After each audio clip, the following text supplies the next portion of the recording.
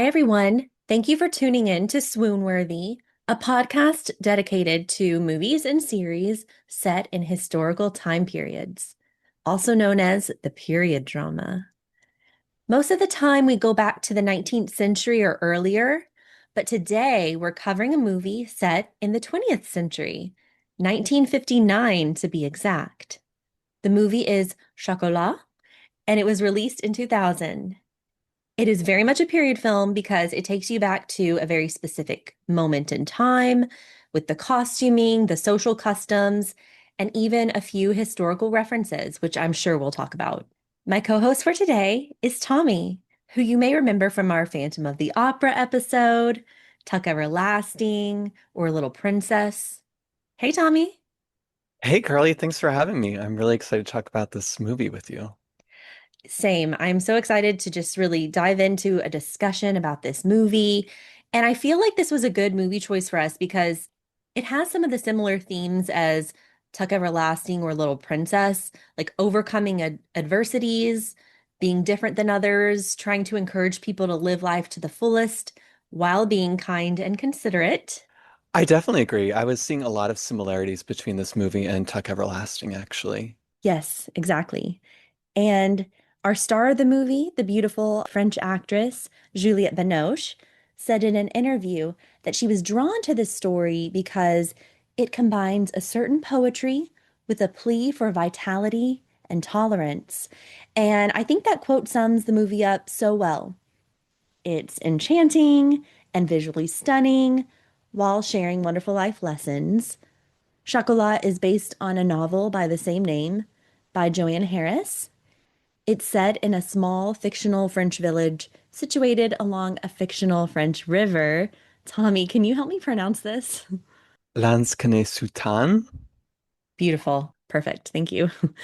The actual filming location, however, was the real medieval village of Flavigny-sur-Ozeren in Burgundy, France, and the river scenes were shot in England. This story takes place during the period between Mardi Gras and Easter Sunday in 1959. The people of the village are observing Lent, and that plays heavily into the plot. This is also the transition from winter to springtime, which is a time of rejuvenation and rebirth. So I hope that sets the scene for everybody. Chocolat received 5 Oscar nominations in 2001: Best Picture, Best Actress for Juliette Binoche, who previously won a Supporting Actress Oscar for The English Patient in 1997. Best Supporting Actress for Judi Dench. Best Adapted Screenplay, and Best Music Score. And I have to say, I really love this composer, Rachel Portman, who took home the Oscar for Best Music Score just a few years earlier for Emma 1996. That's the one starring Gwyneth Paltrow. And Portman did the score for The Duchess 2008, which we covered on the podcast last season.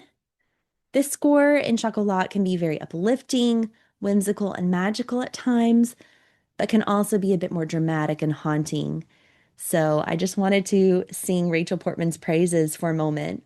But back to our actors. Tommy, have you seen Juliette Binoche in any other movies or series? I'm a little embarrassed that I haven't. I know she's a really popular actress in Europe and very respected and has a long repertoire of work. Some of the titles I saw on her IMDb I recognize, like Call My Agent is a really popular series in France, and she had a guest appearance in that. But I'm not like super familiar with her. Yeah. No, I was looking at her filmography too, because I was like, I know I've seen her in something else, and I couldn't think of it. Oh, she was in a random movie with Steve Carell called Dan in Real Life. I saw that one. The Unbearable Lightness of Being, I watched once, and that has Daniel Day-Lewis, I believe. And then, yeah, so seen her off and on, but she's just so regal, so elegant and chic. And I have to say, growing up, because I did watch this movie with my mom and sister when I was younger, I thought she was in her 40s. She's in her 30s, and I'm in my 30s now. And I'm like, are you kidding me? I just, it blows my mind. Then we have Johnny Depp. Very interesting role for him. Do you have any favorite Johnny Depp movies? I really like him in Fantastic Beasts and Yeah. Pirates of the Caribbean. Yes, definitely Pirates of the Caribbean. He kind of plays a pirate-like character in this one. He's trying to throw in the Irish accent. It kind of comes and goes a little bit. Hmm. But What about you, Carly? Do you have any favorite works of him? well, I love the Tim Burton collaboration. So like Sleepy Hollow, which we covered on the podcast once before. Of course, Pirates, Edward Scissorhands. Yeah, you know, he's there. He's always there. Definitely. Dame Judi Dench, I mean, she's a fan favorite on this podcast for sure. Yeah, love. What are some of your favorite films with her? I love A Room with the View and Shakespeare in Love. She won the Oscar for Shakespeare in Love, and she was only on screen for like 8 minutes, which is so impressive. What about you? I loved seeing her as Q in the James Bond movies. Oh, yeah. Yes.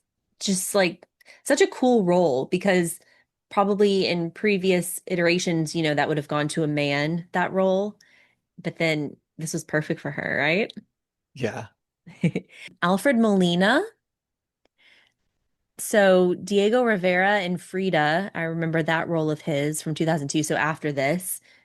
And then did you see him in Spider-Man 2? Yes, that's how I remember him too. Hmm. He's like the villain, right? Yeah, he's Doc Ock.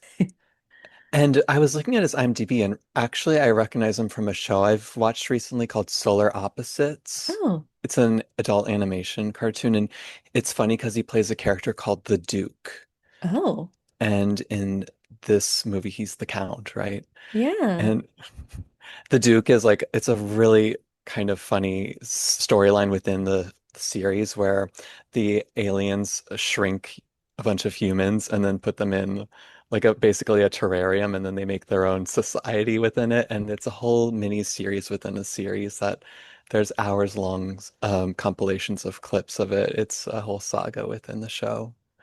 Okay, I need to look into this. It sounds very interesting. What did you call Solar Opposites. solar opposites? Okay. I mean, Alfred Molina is a very good actor. Like he's kind of a bit of the antagonist in this. I mean, he is the main antagonist, but he plays it well. I mean, he's got some humor thrown into it and you know, he might have a little bit of a comeback in the end. So, yeah. Yeah, he's like an onion. He's like complex with lots of layers. Yeah. I mean, his wife left him. Come on. We'll get into that. Carrie Ann Moss is in this, who Trinity in The Matrix is probably her most well-known movie. She's beautiful. Like in this 50s style of clothing, she was just glowing, I thought, on the screen. I agree. Yeah, she looked wonderful. I also recognize her from recent project The Acolyte.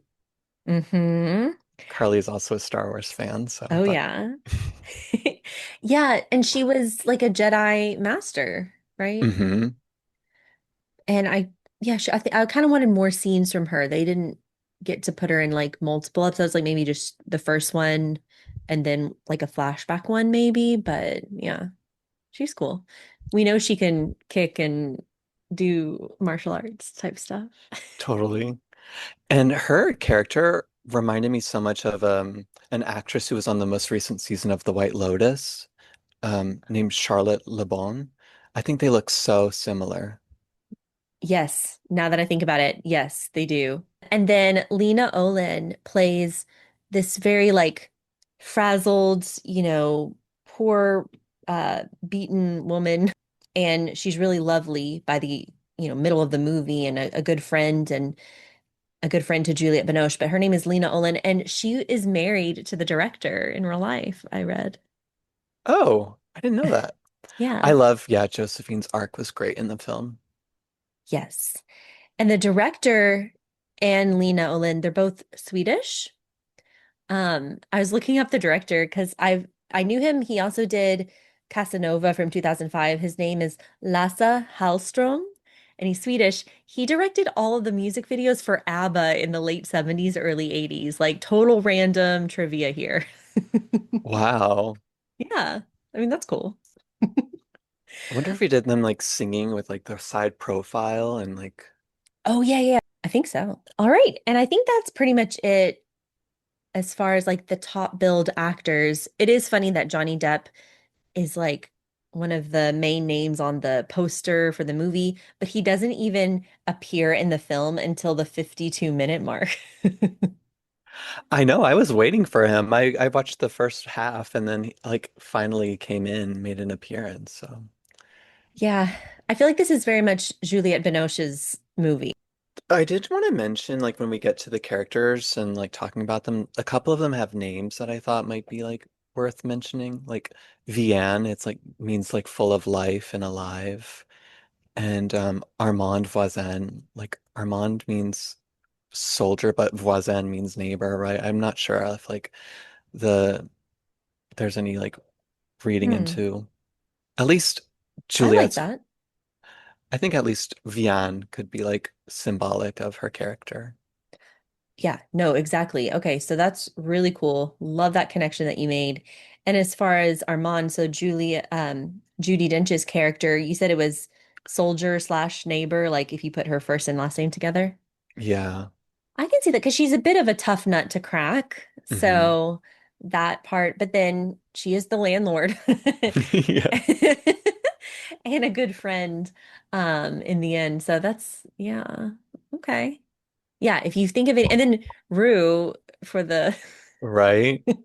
Like ruddy, but he didn't really look reddish brown. no, I guess like Irish red is like a common thing, but he was very much just Johnny Depp with his hair pulled back. So the story, we've already set the scene that it's in 1959, a fictional village, and I love the voiceover at the beginning that starts off with the classic fairy tale, Once Upon a Time. There was a quiet little village in the French countryside whose people believed in tranquillité or tranquility. They have to like tell us what it means in French. The French to English translation there. We see people going into a church, and you off the bat like just know this character who's holding the door open for people, greeting everyone as he goes into church is somewhat of a leader in this community, but we don't know too much about him just yet. And the voiceover also says you knew your place in the scheme of things, and if you forget, someone would remind you. If you saw something you weren't supposed to see, you would look the other way. So it's really letting us know this town is very traditional, and you really can't go against the grain here. Like you can't be unique and individual. And yeah, did you get that sense too? Yeah, I definitely did. Very conservative, not looking to switch things up, stick to, yeah, traditions. Yeah. And like there's a little boy and he's sketching something a little dark, and he we see that throughout the movie, this little boy named Luke. But he's great. He's a great artist, but not your traditional sketching. And then you see a woman steal something from another lady's purse in church and smile. She's like very happy that she successfully pulled that little criminal act off. So yeah, the villagers are very traditional. I almost feel like I thought this movie was even set earlier than 1959 because it just feels very like quaint, no modern elements. Yeah, come to think of it, I don't really even recall seeing a car in the film.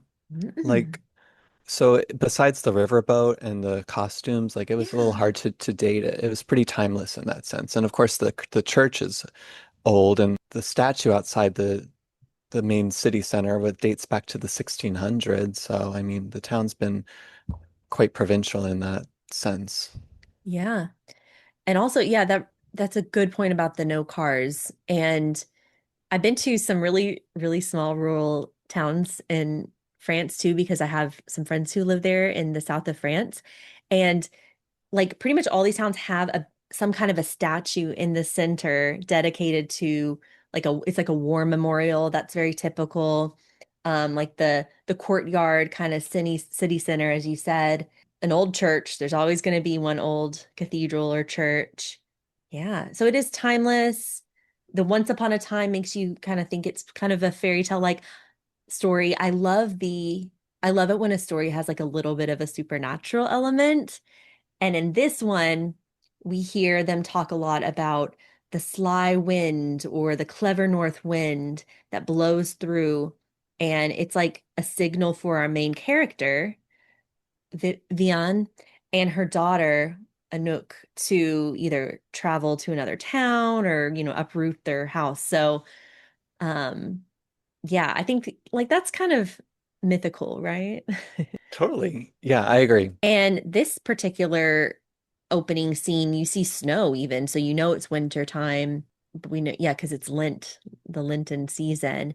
The doors burst open. Oh yeah, and the mayor or Le Comte, the count, he's like, "I can't have this," and he just runs and shuts the doors really fast. It's like anything that goes against plan, he just freaks out.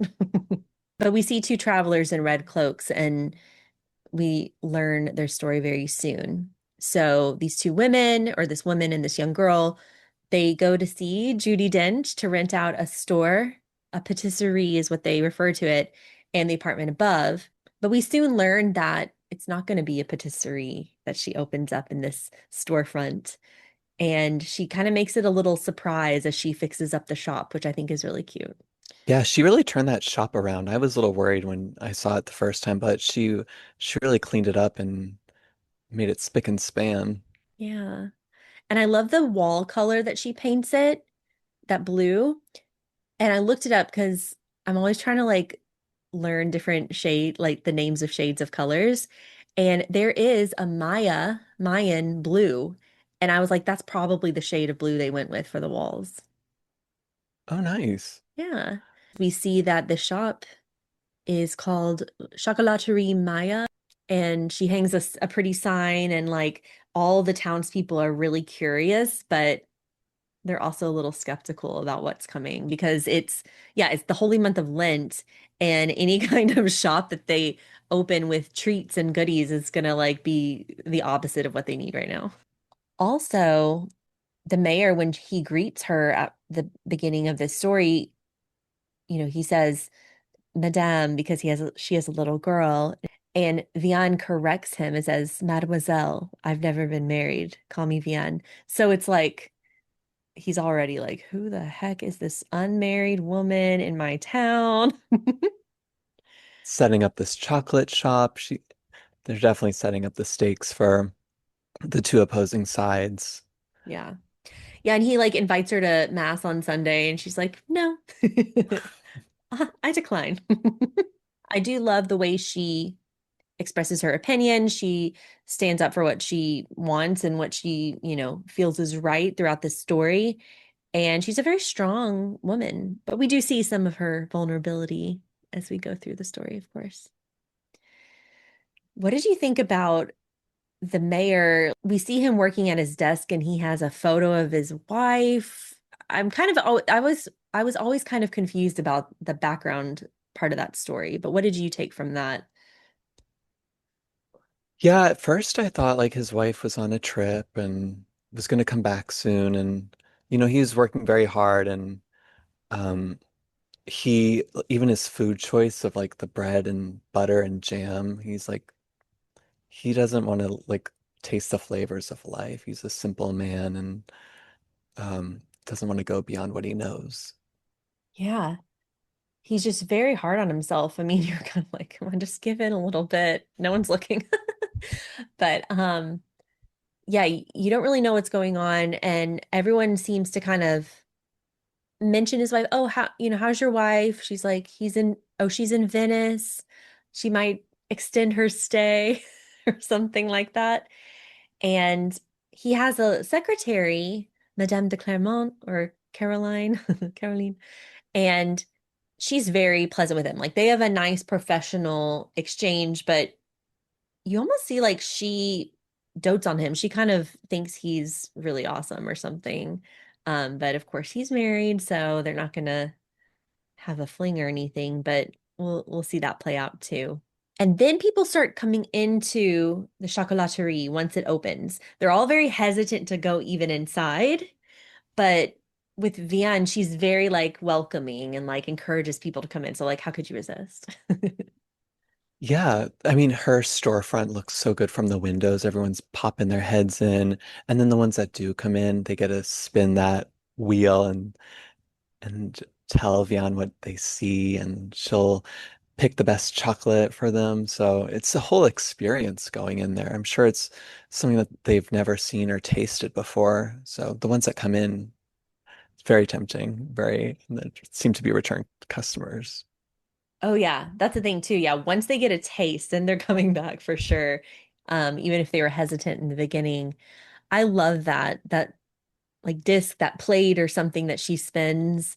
And did you see anything in it when you saw it spin? I'm curious. I think I saw some of that Mayan blue in there, and it was something aquatic, like an Ooh. octopus or something in the water to me. So I'm curious how that would have translated to my chocolate taste.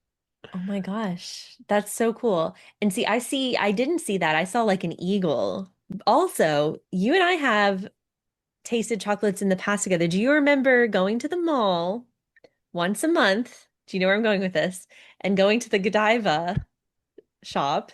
And you were the one that let me know, like, hey, did you know that if you go to Godiva and you signed up for their rewards or benefits, you get a free chocolate a month? Do you remember this? I love a good rewards program, so Well, you turned me on to this. And so, you know, I think we also used to just love going to the mall when we were bored back in college and afterwards. And I have memories of going into Godiva with you and getting to pick from the glass case which one you wanted for your free sample of the month. probably like typing your phone number in at that point and doing it at the register. I'm not sure if we had an app for it at that time. I know no, totally. This was not an app thing. And then I think this is so sad. I think one day I went in because I think I did this like even after you and I were living in different towns. And I think I went into the mall in like North Park Mall in Dallas. And I went in to do get my free chocolate and they were like, "Oh, we don't do that anymore." Oh no. It's like, "Oh, okay." Or they were like, "Only on your birthday or something." I come to think of it, I remember going to the Godiva store and getting like Godiva milkshakes. Ooh. And I was really turning into Armand Voisin, like just like ODing what on chocolate and sweets. yes. Definitely That's entering so like funny. pre-diabetic territory. Oh my goodness. Well, and I used to work at a coffee shop and I remember making you Oreo fraps. Oh yes. I've always had a sweet tooth though. I know. Chocolate's been a vice of mine, but I think there are worse to have. I think so too. Then I was thinking, okay, so I have this memory, Tommy. I couldn't remember what chocolate you would have taken if offered a selection. Then I was like, can I guess what chocolate is your favorite? And then I kind of drew a blank, but I figured it could be fun if we tried to guess each other's chocolate favorite. Yeah, sure, let's go.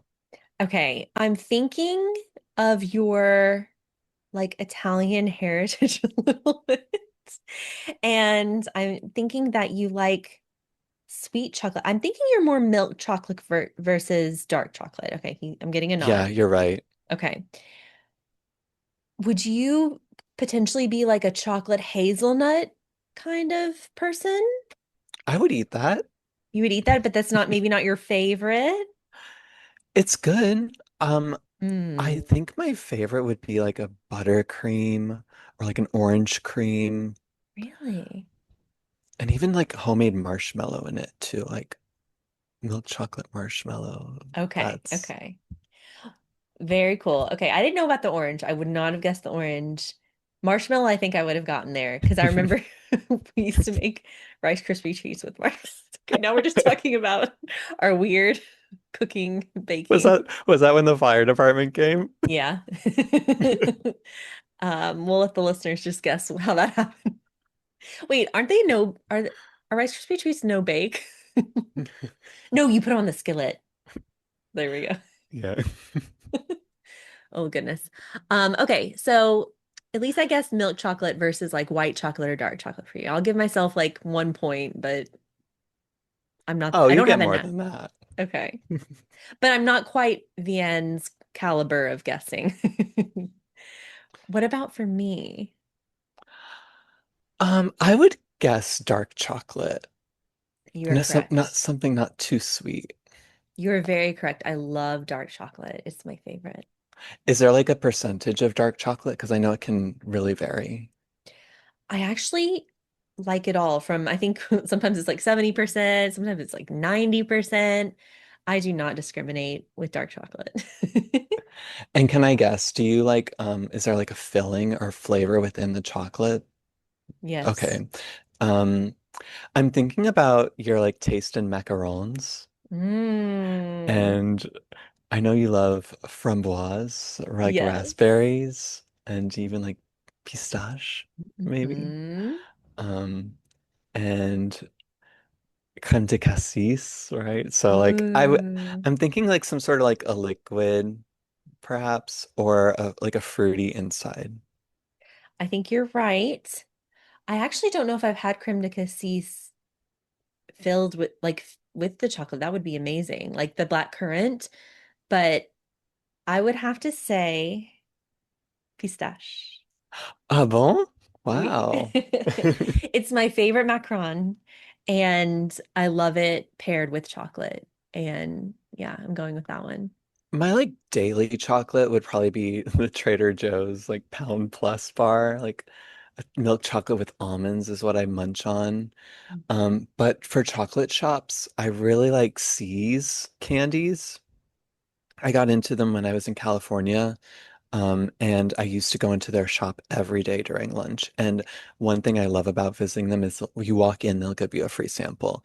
And I just started going there every day that they recognize me. And the one free sample turned into like a handful of free chocolates that they just throw in a bag for me. And of course, I would buy things too, and I was friendly, but You just, people want to give you free samples, Tommy. I don't know. I love it.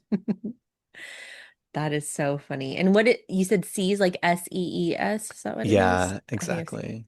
I feel like I've seen that somewhere, but now I really want to try it. So, one of the first predictions or guesses that Vianne makes is for the little boy Luke, Mhm. and he sees teeth and blood and a skull in this plate that's spinning, and she's like, "Ooh, very dark, bitter chocolate." Yes. He's like Um, a 90%. he's a 90%. And then there was an older woman, middle-aged woman maybe, and she says, "A woman riding a white horse." And Vianne says, "Okay, some chocolate with a hint of chili." And this is the woman who ends up getting another bag of chocolates to take home for her husband, cocoa nibs from Guatemala to awaken the passion. And she's like, "You've obviously never met my husband." And then Vianne's like, "You've obviously never tried these." And she says it so cheekily. And that was in the trailer for the movie, that little How exchange. provocative. I know. Then we also cut later to the scene with the woman and her husband who eats the cocoa nibs, and that's like a whole, I don't even know how far we want to get into that. But it's comical. Definitely. It definitely added some spice to their life. Exactly. So they were definitely part of the return customer group. We do see the little boy drawing throughout this, and his mom is very stern. So this is the mother that's the secretary for the mayor, like doesn't want him to even try the chocolate because it's Lent. You have to wait 5 more weeks. Constantly grading his homework and like keeping him indoors when he wants to be outdoors. It's like, I feel so bad for the little boy. We see Josephine. So she's the one who stole from the lady's purse at the beginning. She walks into the store and steals a box of chocolates. But our store owner, Juliette Binoche, she's like, handles her very well. Like, she doesn't blame her or accuse her or try to make her run away. She's very like welcoming and wants to be a friend. And here, why don't you look at the spinning plate? I have a knack for guessing people's favorites. Of course, she doesn't at that time, but I just love the way she treats everyone with respect and dignity, even those who, are going through hard times. I agree. It was a great foundation to their friendship and development. Yeah. We see that Vianne's also very like observant of the community. So she witnesses an interaction outside her window of an older man with a cute little terrier. Do you remember this, Tommy? And the terrier kind of picks out this one older woman out of a crowd of older women and they smile at each other, the old man and the old woman. And so then our shop owner asks, would you like to buy a little something for your lady friend, the woman your dog was so fond of? I think her favorite is chocolate seashells. And so she's just like, not only is she trying to be a friend to everyone, she might be doing a little bit of matchmaking in this community. And this is when we really learn the time period because that I think that scene is so funny. Oh, the old man is like, Mademoiselle is mourning her husband. When did he pass away? The war, German grenade. Well, it's been 15 years. No, not that war. He was killed in 1917. Like, yeah, I don't even know where to begin with this one. First off, that tells us what time period we're in. So 15 years after World War II places us at 1959, but this poor widow woman is just she's just been in mourning for half her life. It's so sad. I agree. It just shows that this town, they've really repressed their feelings and kind of missing out on what it means to live life to the fullest. Yeah. But it's never too late. So hopefully it's like there's a bit of hope here with the chocolaterie coming in. And that actress, the older woman, is Leslie Caron, and she is a beautiful, wonderful, famous actress. She was in An American in Paris with Gene Kelly and a lot of old movies. I can't even think of them right now. She's just Gigi. She was Gigi from the Oscar-winning movie, and she's a ballerina and an Hmm. actress. Yeah. I read that too. And I love when movies like highlight more senior actors and actresses that are so renowned and Yeah. known in a time before this necessarily. So, And she's so elegant and pretty, and she's French. It's also funny too. I wanted to point out, so this is set in France. They're all speaking English. Of course, Juliette Binoche is French, Leslie Caron is French. But other than that, we're just gonna pretend, gloss over the fact that we're all speaking English here and hardly any of them have French accents. I think Judi Dench kind of puts a little bit of a French accent in there because she's like, you know, an amazing yeah, with woman. the names and things too. Yes. Yes. Yeah, and they'll all say bonjour to each other, but then that's it. But that's why I thought it was so funny or so annoying, really, frustrating when this last Oscar run, there's this movie that came out called with Adrian Brody called The Brutalist. So in The Brutalist, they used AI to make their accents more Hungarian, like they enhanced it using AI technology during post-production. And that was a big controversy because, Adrian Brody took home the Best Actor Oscar. And sure, they were still acting like if you're grading them on their acting abilities, yeah, top notch. But to the fact that they used AI and we're making that okay in the Oscar race is kind of like, once we give it a little bit of an inch, who knows how they'll take it because they're modifying their voices with AI. But when I was talking with my friend Stephanie about this, it's like, okay, but we have so many movies where they're just speaking English or British like sounding accents and we believe, like we have to just believe that it's like actually French or actually German or something like that. So why would they take it like why were they so hell-bent on enhancing it with AI? I don't know. It just doesn't make sense to me. How do you feel about the use of AI in movies? I'm just throwing a curveball at you, Tommy. Oh man, I think it's a slippery slope. Like when you start getting into emotion of like monologues and changing the tone of delivery.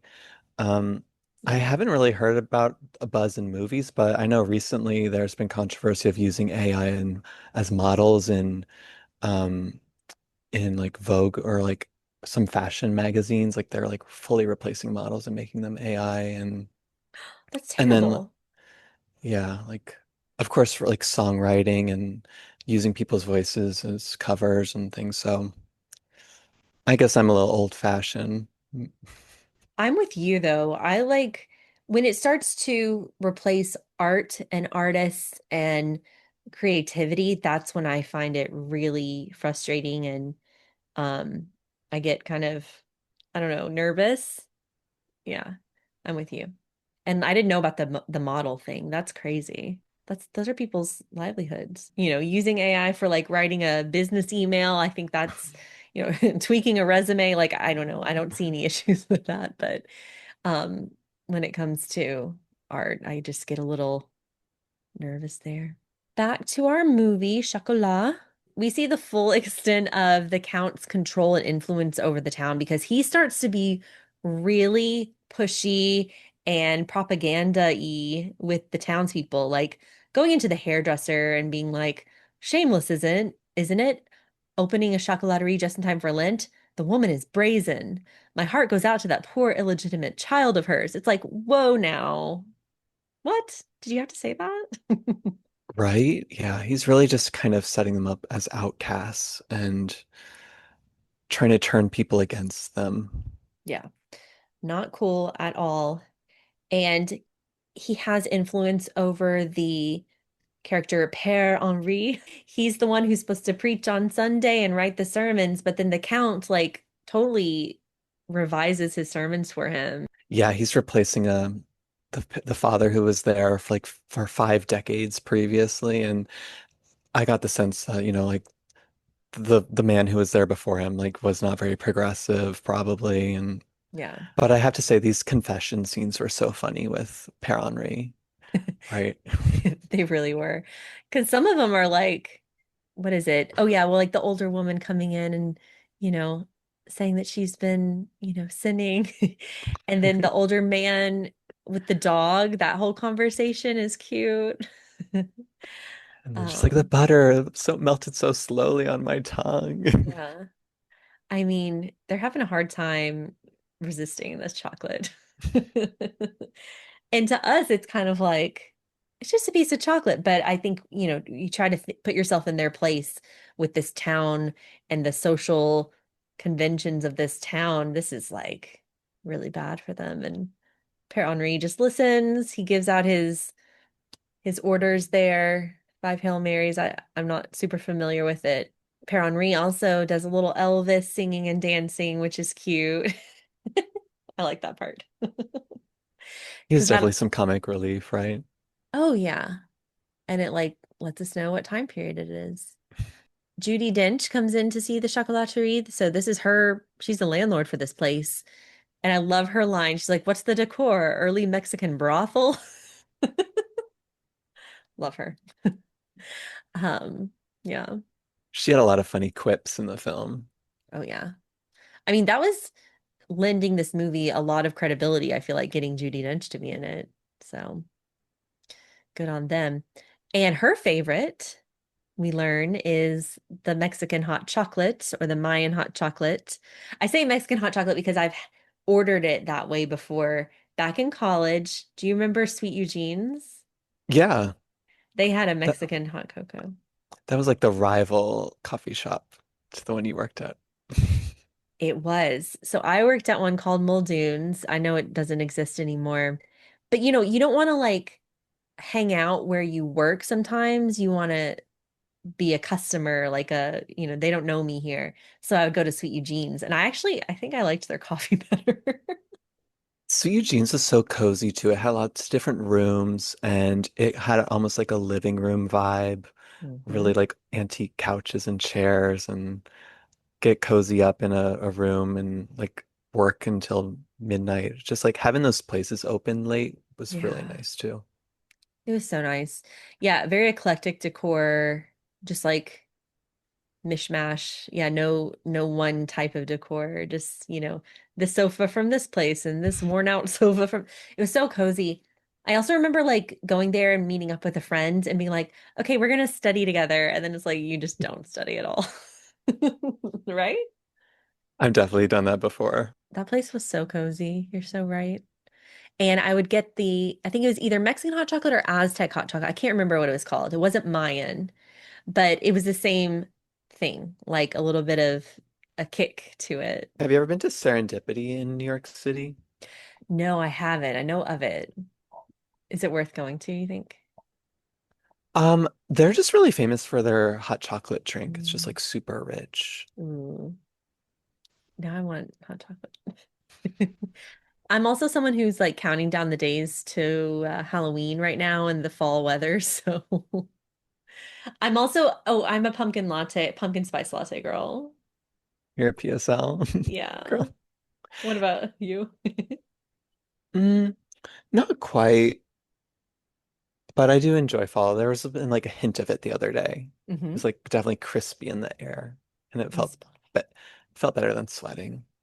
oh, so great. Yeah, loved it. Yeah, so I think that was Judi Dench's character's favorite was the hot chocolate. And it shows them, oh, she really opens up after she drinks it too. So she, she comes in there very, very stoic, very crotchety. I think she calls herself a cranky old woman.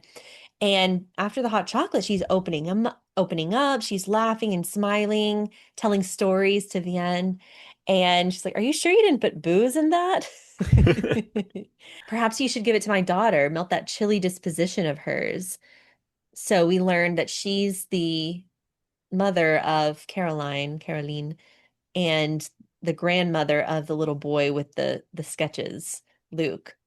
But what's great is Vianne sees the little boy drawing a dead bird, which is, typical of this character. And he kind of sets like she's very nice to him and is like, "Oh, do you do portraits?" She sets up this situation where the little boy who can't see her grandmother because the mom keeps him away and the grandmother they get to meet in the shop and connect again. And I think that's great. Yeah, I definitely got the impression the chocolate shop was a safe space, Yeah. and I don't remember exactly like the wording, but when um when Vienne asked Armand like why Carolyn won't let her see Luke, it's like Mhm. Armand's like, well, I enjoy like dirty things and Yeah. right. Yeah. Yeah, she kind of you can tell that she and the grandson are going to hit it off really well because they're both alternative in their way of thinking and the art that they like. So, yeah, she gives him a little gift and it's poetry and she's like it's not that kind of poetry. It's like fun poetry. Dark, probably very dark. Um yeah, they're very cute. And that would just be so sad like not letting your son see their grandmother. That's terrible. Very terrible. I feel like his drawings reminded me of, I was like, this reminds me of someone, and I looked up Francisco de Goya a little bit. His Mm. sketching's like a little dark, like he does skeletons, I feel like. I think he's the one that does the soldiers, but they're like actually skeletons, Oh, perhaps. I recognize the Witch's Flight painting by him. One of my Hmm. friends has a tattoo of that. Ooh, that's really cool. He was giving me like Tim Burton vibes, Yeah, which was also like a Johnny Depp, yeah. take, right? No, that's a good one too. Yeah, he's like a young Tim Burton. Um, and we still haven't seen Johnny Depp at this point. Still MIA. His paintings never scared me though. I didn't think he was like dark or demented or anything. But No. No, they're very cool, but he's not afraid of like, drawing a dead bird, whereas like some people would be like, "Oh no, I'm not gonna do that." So he's just cool. He's a cool little kid. I like him. Our star, our lead, she walks into a bar, only men here, and this ends up being the husband of Josephine, Serge. And she wants to see Josephine and give her a box of chocolate. So, she knows that she stole it, but she's trying to be kind of nice. I also noticed in this one, this jazz song playing in the background in the bar, and it's Sidney Bechet playing Summertime, this jazz song that's really, really awesome. But I knew that one's from the 1930s. So that almost made me think this town really is not with the times. They're listening to music from the 30s. Here it's the 50s. They're not listening to Elvis here. They're not listening to, anything like that. So I thought that was maybe a purposeful detail. that's a good And catch. yeah. So Josephine ends up confiding in Vianne. She goes to her. She's like, I'm running away from my husband eventually. Like she takes shelter in the chocolaterie. I mean, like you said, the safe space. Exactly. So I love how Vianne's very welcoming. It's like, yeah, you can stay here. I'm going to teach you how to make chocolate. It's the perfect little friendship. I love it. Yeah, it was a great apprenticeship, and then Josephine, sleeps next to them too, and like not in the same bed, but like in the same room, and really Yeah. takes her under her wing and kind of helps turn her around. Not that she was like broken in any way, but just like brings out the best character within her. Yeah, because we learned that her husband is not afraid to beat her if he doesn't agree with her, tries to keep her in line. And yeah, he brings out the worst in her, whereas Vianne brings out the best in her. Yeah. Hmm. The mayor or the count, he goes to them and is like, okay, we need to get this wife back with her husband. You see that even the count feels like sorry for Josephine at this point. Like, this is wrong, the fact that he beat his wife. Like, he at least has the moral compass there of saying, like, okay, no, that's wrong. But his solution is to turn Serge into a gentleman and try to reform him, right? Versus like actually sitting down and listening to Josephine or trying to help her escape this awful marriage. So it's just very interesting how our two townspeople, right, the mayor and the woman who just came in with her chocolate shop are like handling the situation. Yeah, I agree. And I think this was the point when the narration called it a holy war between chateau and chocolaterie. Ooh, I like that. That's a good tagline. We haven't really talked much about the little girl who's cute and she's throughout, she's always playing in a little shop or playing outside with the little children. She kind of gets bullied too because of, the mayor spreading these stories about her being an illegitimate child. Like that's so mean for the little girl to have to deal with that, the bullying. And we finally get the background story too of um how her grandparents met and fell in love. I love this flashback sequence. So we learned that the grandfather of the little girl, the father of Vianne, is George, an apothecary who goes to Central America in the 1920s to study medicine. And he meets a beautiful woman, Chitza, who is described as a wanderer and a follower of the North Wind, but also uses like the cacao powder and the cacao beans to unlock hidden yearnings and reveal secret destinies. So there's where this like mythical supernatural element might come in a little bit. Um, yeah, what did you think about that story? Any thoughts? Yeah, I mean, I agree.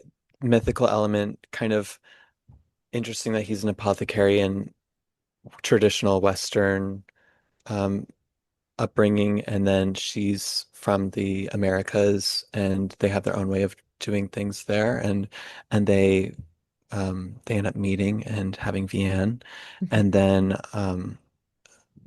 Chitsa and Vianne end up like leaving George, right? Doing their Hmm. own thing, wandering from place to place with the northern wind. So definitely that I think of like a chimey, like Yeah, wind chimes. mystical. Yeah. Yeah. Yeah. No, it's really cool. And it's like a fairy tale story almost, but not your typical one where the woman ends up with the man in the end. Like this is kind of a story of female independence, maybe, like she's very independent and brave to go off on her own and with her daughter. Hmm. Yeah, and they say like just as like Cheetah's generations had before, so you got the impression they were definitely nomadic, and then it kind of brings more context into like when Vienne was like calling the urine mama. So like, oh, we know that Cheetah's ashes are with us in France right now. Yes, that's right. Yeah, because I think earlier when she's setting up shop, it just maybe, a quick shot at the urn, but you're kind of like, okay, that's just another piece of decor or something. And then yeah, this scene or following the scene, we learn, yeah, the mother's traveling with them. The mother is still traveling, um, even after death. So yeah, it's a cool story. I like this little background story. They mentioned like the Mayans believing cacao powder had special medicinal properties and special powers. And that's kind of cool too, because the chocolaterie in this village is helping people. It's not your traditional like medicine, of course. It's like symbolic of that. I So, agree. yeah. Were you like thinking about the logistics of her setting up a chocolate shop and like sourcing these ingredients? Like, Yes. Yes. No, for sure. And she does travel with just like a couple of carpet bags, like suitcases. But this time I watched it, I did notice she got a delivery once. okay. And I'd never seen it before, Tommy. But I noticed there's one scene where the mayor's looking out the window, you know, and a delivery comes. So there is some form of delivery, but they just don't ever mention it.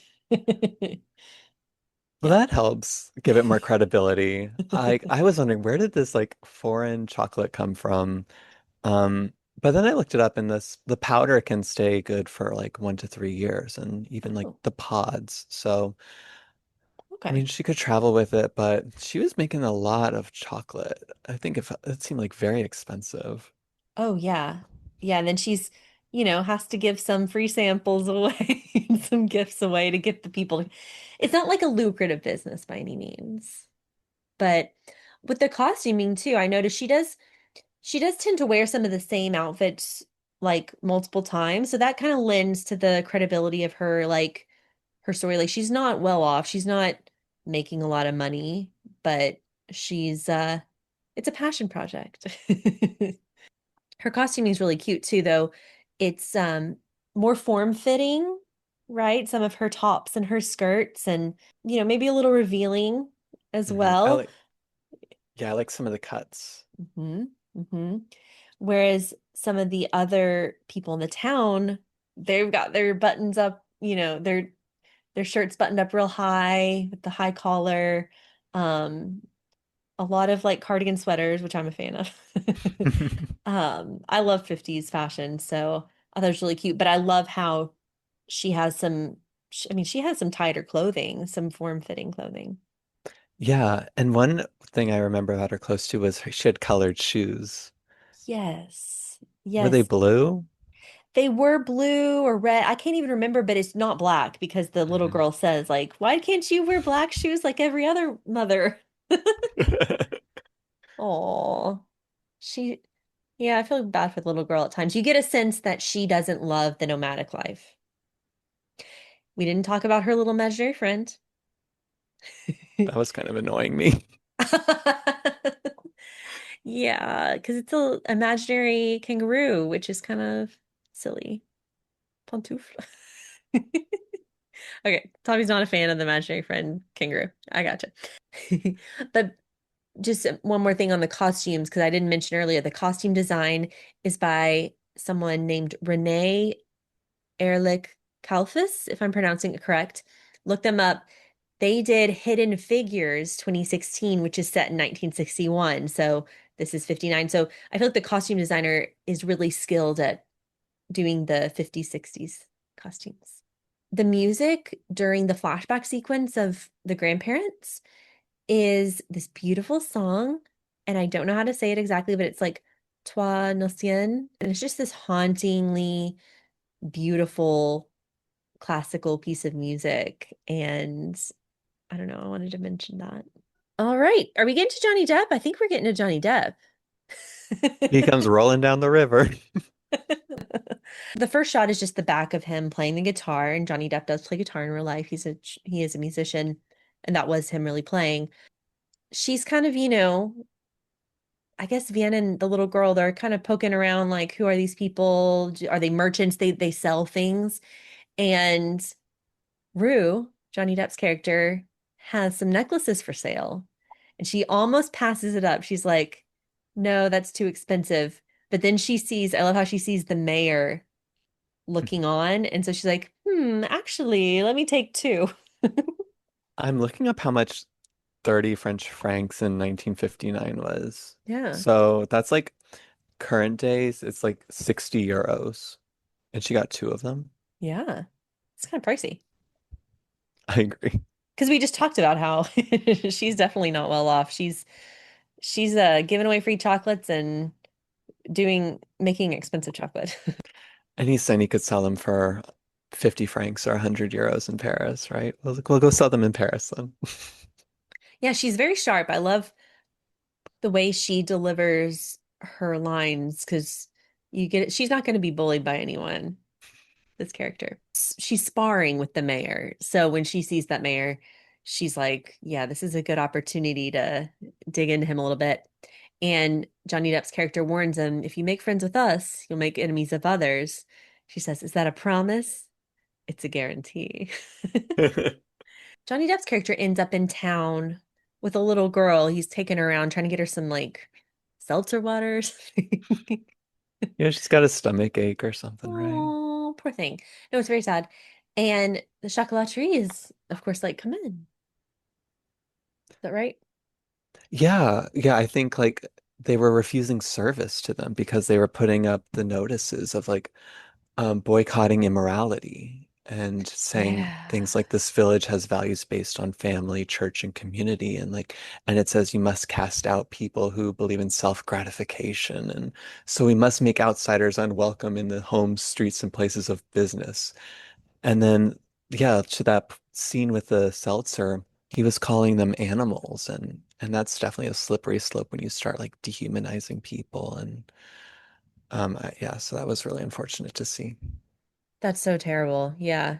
It's like you can be religious if you want to, but if you're not being a kind, compassionate, you know, showing love to others, then what's the point? It's just, yeah, that what was it? Something against immort Yeah, boycott immorality was the sign of the flyer that Caroline was posting up. Wow, that's crazy. But of course, you know, that sign, you wouldn't find it on the door of the chocolate shop. So, you know, that just shows how different she is. And she welcomes the little girl in, I think gives her some mint or something, spearmint. I can't remember what it was for her little stomach. That's so cute. And she and Rue kind of hit it off. They kind of flirt a little bit, I would say. Hmm. I love that line, like, I'll come around sometime and get that squeak out of your door. That was very provocative talk there. Oh my goodness. But no, they're cute. And this movie is very PG. So, oh yeah, because Serge, the husband of Josephine, like busts down the door at one point to try to get his wife back. Just terrible. Um, and I love how the women like conk him on the head with a pan and because he's gonna like hurt them and they just throw him in the street and then the mayor has to see all of his hard work just like down the drain. Right, like you can't even use a skillet. No, I mean it's a cute movie. It's like heartwarming. It has some deep moments, but it also has some very lighthearted, like comical moments. I just think it's a really sweet movie, like a comfort film in a way. I also love the part where the mayor, yeah, he's just like in this war against, yeah, Vienna and everything. And he's in the church and he hears some crinkling and he looks back really fast. Do you remember what I'm talking about? Because he knows someone's unwrapping chocolate in his Yeah. service. And then it ended up being the old woman. So cute. Johnny Depp and his group are, yeah, they've made a little home for themselves on the river. They're not leaving. And so that's where the whole boycott immortality, no, immorality. This is not talk everlasting.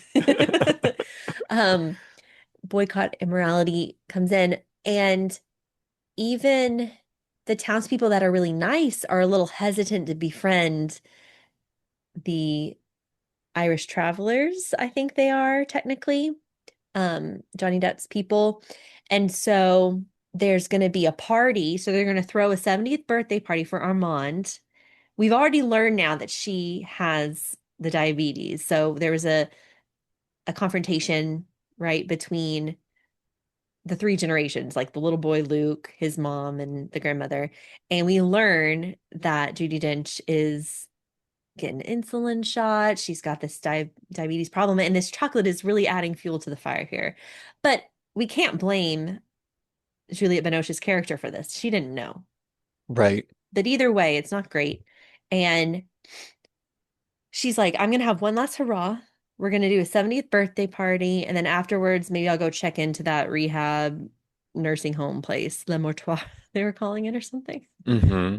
which translates to what, like the death place. That's what I was thinking too, but you just kind of get the impression it's like an old-timey home, but death, yeah, like more definitely like death, but Mm-hmm. like Mm-hmm. hospice care or something. End Yeah. of life center. Ooh. Ooh. Yeah, not good. Not good. You can see why she wouldn't want to go there. Oh, of course. She's independent, doing things on her own.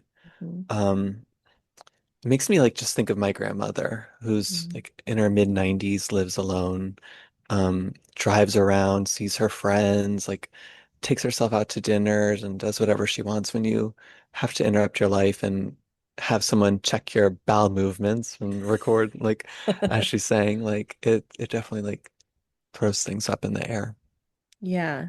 Yeah, you don't want to think about that part of your life. You want to just keep living. And yeah, so the 70th birthday party, it has another montage of them like baking and cooking. They're putting chocolate on the savory entrees and everything, like the lobster. How did you feel about that? I didn't catch that part, but I definitely saw like prawns or some sort of shrimp, Yeah, which like grossed me out. I know. Same. I don't, same. But yeah, they put chocolate sauce on it, Tommy. Oh no. Well, it was the 50s. They had some interesting recipes. Like the Jello mold stuff. Yeah. Yeah. But yeah, they had this nice little dinner party, and I thought it was really sweet that they wanted to celebrate Armand, that some of the nicer townspeople are there. They're a little hesitant when they see Rue there. Um, Right. Because yeah. they did the dinner in one place and they said, well, the dessert's gonna be like Rue's Mm. boat or like camp. Yeah, so they move the party, and yeah, they're a little hesitant there, but this is like a great party. I love this scene. They're playing the guitar, playing the music, dancing. There's like a fire maybe. Foreshadowing. Foreshadowing. Ooh, they better put that out. Um, and yeah, it's just cute. And then even Serge sees his wife, Josephine, dancing on the riverboat, which is sets him off. And Yeah, yeah, you remember that scene, and he and the mayor are talking, and the mayor says something has to be done about this, which we learn that right. Serge takes very literally. But we'll get to that in a Absolutely. second. Back to the party, there's a really like, romantic dance scene with Johnny Depp's character and Juliette Binoche's character. They definitely have feelings for each other. I think it's more than flirtation. They probably bonded through this war against the mayor too, right? They both feel like outsiders, but then to find each other a kindred spirit, I guess, is nice. Yeah. I'll admit, like for a second, the movie was reminding me of August Rush, where they were like lovers in the past and reconnected, and Anouk was like their love child. I'm like, did Anouk just meet her father? But no, no, No. like faded. Well, you never know though, because it does have that, supernatural quality to this movie. Oh, that's interesting. I kind of like that. I haven't seen August Rush in a while, but I remember it being a beautiful, beautiful movie with Jonathan Rhys-Meyers, Kerry Russell, and little Freddie Highmore, I think. Mhm. Cute. Um, and they put the little girl to bed. Everyone kind of goes home and disperses, but Rue and Vianne get to steal away in another little boat. Something's gonna happen. Um, Rocking the boat. yes. But they do open up to each other and talk first, and they're like, talk about belonging somewhere versus always moving. And she finally admits through tears, I think what she's never really voiced, which is her daughter hates the moving, right? Like Yeah, she's seen it, she's seen the signs.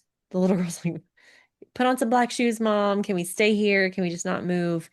But she's always been like, oh no, she's great with it. She handles it really well. And then finally she's like voicing it to Rue that, yeah, this is hard on my daughter. She hates it. I thought that was really big of her to finally like come to terms with that. Then then they start rocking the boat.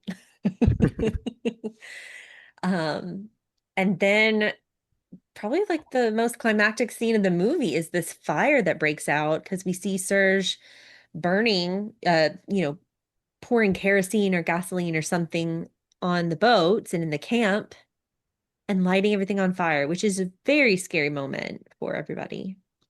Yeah, it was it was really tense. And then, Vianne like jumping into the water to save a nuke and then Johnny Depp's character Rue coming in behind her trying to stop her. And then once he does stop her, the explosion happens seconds later and we're still like looking for a nuke. So it was really tense. Yeah. And you I really had a believe. feeling, Oh, go ahead. oh, I didn't believe. I had a feeling it would all be fine. Okay, good. Well, yeah, it is kind of a lighthearted movie.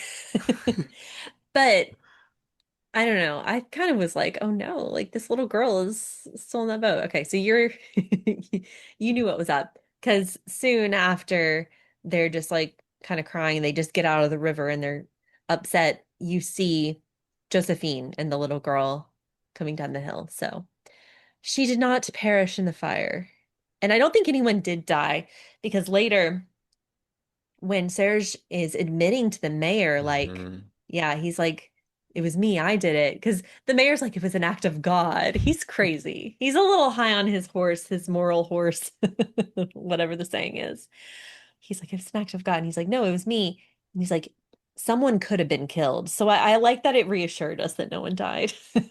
Yeah, they kept it PG, Yeah. but yeah, the Comte was like really like radicalizing Serge, trying to like I think of like Charm School or something where he was like a little troubled and trying to correct him. And even like his suit and like, the way he was carrying Mhm. himself, it was a little laughable. It was like inauthentic. He definitely wasn't himself. So, Yeah. Because it's mhm. all about appearances in this town too, not actual feelings or actual, the people don't actually get to be themselves. But yeah, when he did his little proposal trying to win his wife back, it was comical, it was funny and not, not sincere. But I mean, good on Josephine for being like, I accept your apology. Thank you for the flowers. Bye-bye. Like, I'm not Yeah. coming with you. And Armand, poor Armand, dies after her 70th birthday party. So sad. And Luke found her. Yeah. But we know he's okay with seeing death. Yeah. I'm sorry, I thought that. You probably did too. But he did make her a really nice gift. Did we talk about that? The No. portrait? Yeah, no, I didn't mention that. Painted her in a younger light or something, like a nicer Mm, version of herself. But I think she looked great yeah. No. anyways. So.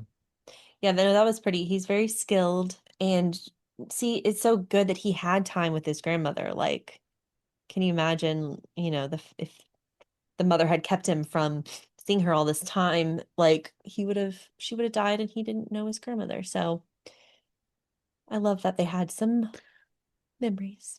And when Luke told his mom, like he couldn't express the words to it, but I feel like Caroline kind of knew, Hmm. and I feel like that moment might have even brought them closer together. Yeah. Yeah, she's coming around. She was also fixing up the bike, which we had learned in an earlier scene. She was so scared about him, letting him go play with the friends or ride a bike because he might get hurt. So she's coming around to the idea like, I can't keep him in a cage. Like, he has to have some fun. So this was kind of, yeah, like the catalyst, I think, to them having a stronger, healthier mother-son relationship. So it was sweet, bittersweet. Um, No pun just intended. I know. Just couldn't help it. And also at this point, when Armand passes away, I think maybe Vianne feels a little bit of guilt there, but she also feels the wind coming in, the strong north wind coming through, and she tries to take flight. She tries to leave with her daughter one night, and the daughter's like, I really don't want to go. And kind of, they kind of have a little battle putting the cloak on and getting her to pack and go.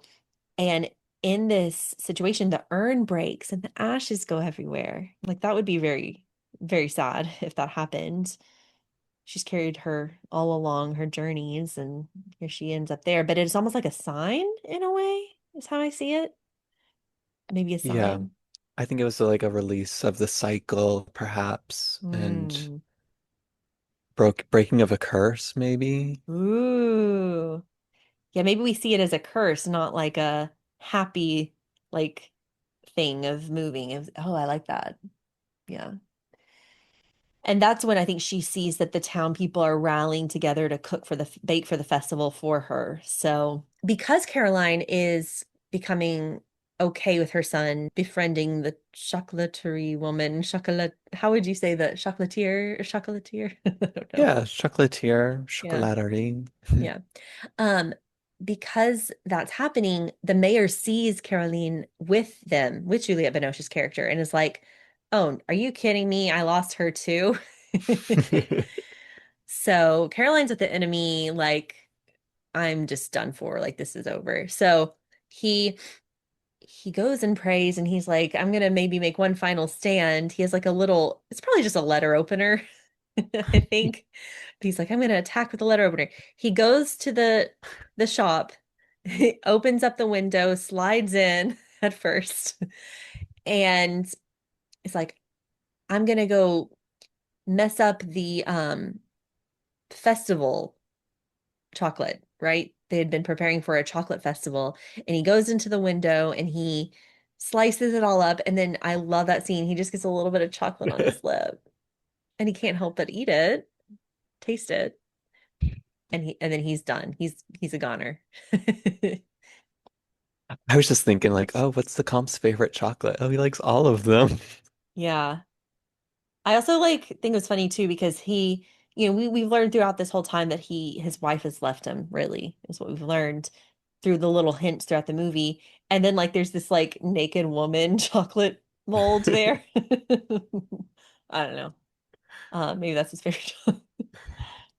It all kind of circles to this moment here where the Count is coming around.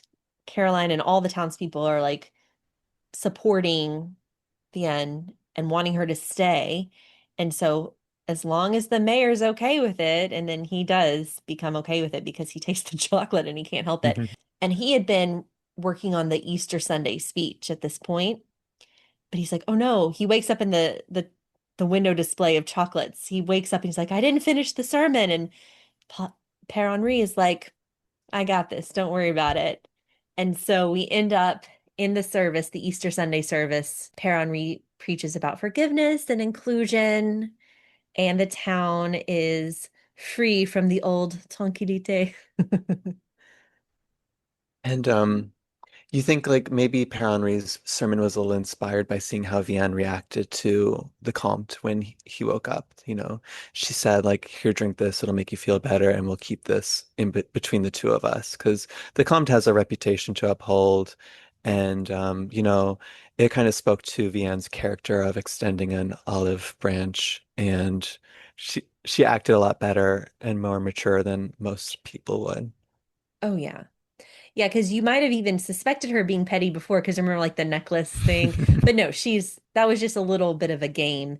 But this is serious. Like, yeah, he could lose his job, he could lose his reputation, and she's like, that's too, yeah, she wouldn't do that. Yeah, no, she's kind of like the perfect person. I mean, other than uprooting your daughter from town to town, which other than that, she's a very mature, wise woman, kind, considerate, and we see that, and the mayor finally sees that. So it's like a happy ending. I love it. Me too. It was like definitely springtime by the end of it. I feel like it was more pastels and floral and just more Mhm. vibrance in the town. It looked a lot happier. Yeah, it was good to see there's dancing in the courtyard. You see a little bit of a flirtation between the Count and Caroline, like they're going to become a thing eventually once enough time has passed. Maybe he has to get a divorce or something. I don't know. I think it says like 6 months later, he'll ask her on a date. Josephine takes over the lease of her husband's old cafe, renames it Cafe Armand, which is so cute. Very cute. Yeah. And they mentioned the clever north wind would not be satisfied. I love it. She releases her mother's ashes into the wind, kind of like breaking the spell, I think you mentioned. And Rue returns because there was a moment earlier where Rue leaves. He's like, my river, the riverboats are burnt, his livelihood, So maybe he had to go away and figure shit out. She also didn't ask him to stay. You notice that? Like, I think he kind of wanted her to be like, stay with me. But he comes back and he has to check the squeak in the door, see if it's still there. And we learn his favorite chocolate all along, hot chocolate. So it was cute. I just think it was like a very well-rounded ending, but you probably hated the last bit with the kangaroo. Oh God, I liked it when it disappeared. Bounced away. Like Good riddance. I think Anouk like matured a little bit, right? Yeah. It's a Oh little yeah. coming of age story for her too. Yeah, and maybe that was part of yeah, like when she was traveling, she didn't get to keep any friends with her as she went from town to town. So it was her little pet friend, imaginary friends. I read in the trivia that was actually a wallaby, not a cat. So not accurate, but and then it pans out with the statue with the red balloon. And I love La Belle en Rouge, the Oh French short yeah. film. I was like, oh, maybe that's a connection. I don't know. And there we have it, folks. We have taken you through the movie Chocolat from 2000.